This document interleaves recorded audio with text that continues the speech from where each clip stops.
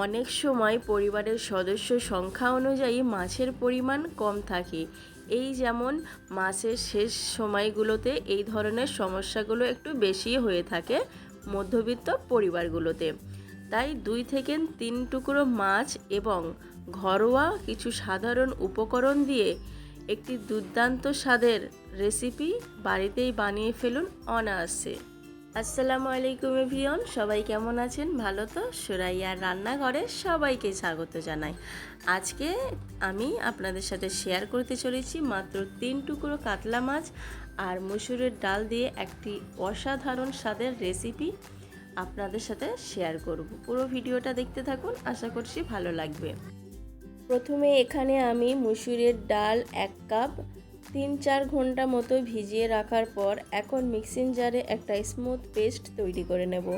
তো তার জন্য 1 টেবিল চামচ গোটা জিরে দিয়েছি আর 2টো মিডিয়াম সাইজের পেঁয়াজ, 4টে রসুনের কোয়া আর 2টো কাঁচা লঙ্কা দিয়ে একটা মিহি পেস্ট তৈরি করে নেব। এখন দিয়ে দিচ্ছি বেটে রাখা মাছ। এই কাতলা মাছ 3টে কাঁটাগুলো খুব ভালোভাবে বেছে আমি শিলনোড়ায় থিতো করে একটা মিহি পেস্ট করে নিয়েছি। এখন আমি এটা ম্যারিনেট করে নেব। তো তার জন্য স্বাদ অনুযায়ী লবণ দিয়ে দিলাম আর দিয়ে হলুদের গুঁড়ো 1/2 টেবিল চামচ, লঙ্কার গুঁড়ো 1/2 টেবিল চামচ, ধনে গুঁড়ো 1 টেবিল চামচ আর জিরে গুঁড়ো 1/2 টেবিল চামচ আর গরম মশলার গুঁড়ো সামান্য দিয়ে খুব ভালোভাবে মাখিয়ে এটা আধ ঘন্টার জন্য একটু রেস্টে রেখে দেব। আধ ঘন্টার পর সরাসরি চলে গেলাম চুলায়। এখন চুলায় একটা প্যান বসিয়েছি, দিয়েছি 2-3 টেবিল চামচ মতো সর্ষের তেল। তেলটা হালকা গরম হয়ে যাওয়ার পর বড়ার সাইজে এক এক করে তেলের মধ্যে আমি ছেড়ে দিচ্ছি। আমি একেবারে সবগুলো বড়া দেব না, অল্প একটু বড়া ভেজে নেওয়ার পর বাকিটা তারপর ভেজে নেব। এখন বড়াগুলো একটু উল্টে পাল্টে একটু লালচে ভাব করে ভেজে নিয়ে তুলে নেব। একইভাবে বাকি যে বড়াগুলো রয়েছে সেগুলো সেমভাবে ভেজে আবার তুলে রেখে দেব। এখন ওই তেলের মধ্যেই আরও সামান্য কিছু সর্ষের তেল দিয়েছি আর দিয়ে দিচ্ছি 3টে মিডিয়াম সাইজের পেঁয়াজ কুচি। পেঁয়াজটা এখন নাড়াচাড়া করে গোল্ডেন ব্রাউন কালার করে নেব। দেখুন বন্ধুরা, পেঁয়াজটা গোল্ডেন ব্রাউন কালার কিন্তু এসে গেছে।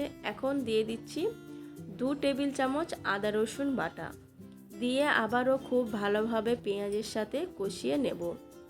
এরপর দিয়ে দিচ্ছি আলু। এখানে আলু আমি লম্বা লম্বা সাইজ করে কেটেছি। আপনারা চাইলে আলু ছাড়াও কিন্তু এই রান্নাটা করতে পারেন, সেটাও যে খুব খারাপ হবে তা নয়, সেটাও খেতে ভীষণ ভালো লাগবে। তো আমরা একটু আলু খেতে পছন্দ করি, তাই আলু দিয়েই রান্নাটা করলাম। এখন আলুটা একটু হালকা ভেজে নেব। আলুটা যখন একটু হালকা ভাজা হয়ে যাবে তখন কেটে রাখা টমেটো দিয়ে দিতে হবে। এখানে আমি একটাই বড় সাইজের টমেটো কেটে নিয়েছি। এখন দিয়ে দিচ্ছি লবণ। লবণটা স্বাদ অনুযায়ী আপনারা দেবেন। দিয়ে দিচ্ছি 1/2 টেবিল চামচ ঝাল লঙ্কার গুঁড়ো, দিয়ে দিচ্ছি 1/2 টেবিল চামচ হলুদের গুঁড়ো, দিয়ে দিচ্ছি 1/2 টেবিল চামচ জিরে গুঁড়ো আর দিয়ে দিচ্ছি 1 টেবিল চামচ ধনে গুঁড়ো দিয়ে খুব ভালোভাবে মশলার সাথে কষিয়ে নেব। 5 মিনিট ধরে মিডিয়াম ফ্লেমে ভালো করে কষিয়ে নিতে হবে।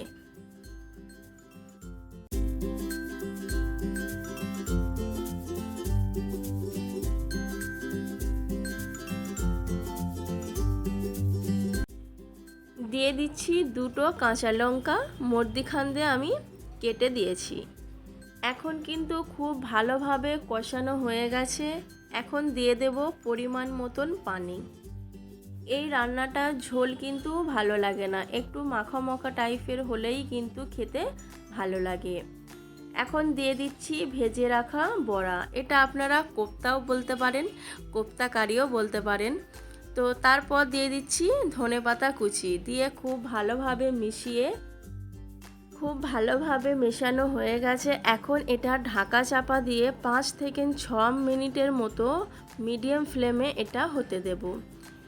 এখন আর একবার ঢাকাটা খুলে দেখে নিলাম কতটা ঝোল আছে। এখন কিন্তু ঝোলটা অনেকটাই কমে গেছে, তাই এখন গ্যাসের ফ্লেমটা অফ করে স্ট্যান্ডিং টাইমে 5 থেকে 6 মিনিট রেখে দেব। 5 থেকে 6 মিনিট পর আপনাদের সার্ভ করে আমি দেখিয়ে দিচ্ছি।